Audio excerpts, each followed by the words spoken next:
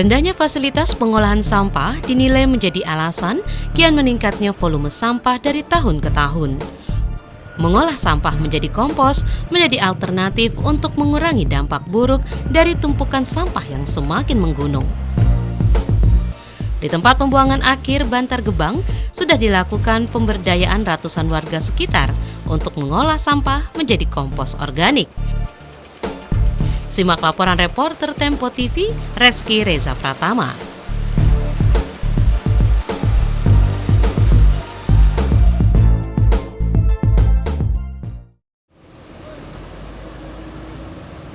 Bermukim di sekitaran TPA Bantar Gebang membuat Sapni tidak asing dengan bau menyengat yang berasal dari sampah.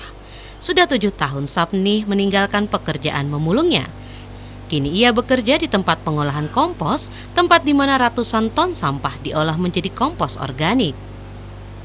Ya karena kan kalau bagi saya kan orang nggak punya apa-apa, jadi kalau nggak ke sini kemana masuk kerjanya, cuma di sini. Kalau nggak ada di sini paling mulung gitu, kalau nggak ke kompos ini. Pendapatan yang tidak menentu serta tidak adanya jaminan kesehatan membuat Sapni dan ratusan warga sekitar TPA Bantar Gebang yang banyak berprofesi sebagai pemulung berhenti.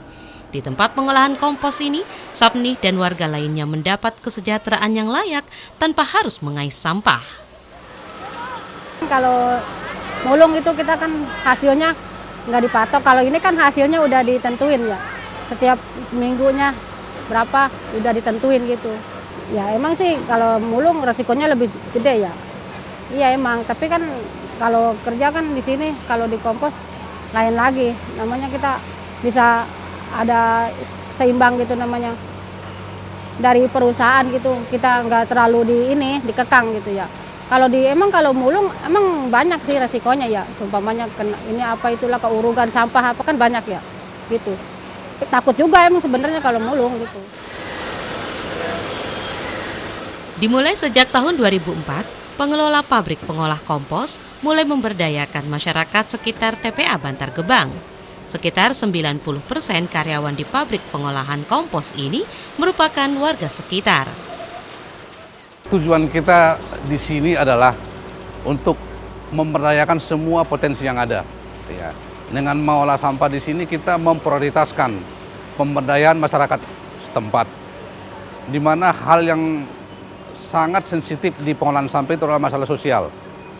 Kita harapkan dengan memberdayakan masyarakat sekitar, mereka mendapatkan penghasilan, menjadi sumber penghasilan, dan itu nanti bisa mengakomodir inspirasi mereka, sehingga mereka juga ikut nanti menjaga keberlangsungan daripada proses pengolahan sampah kita ini.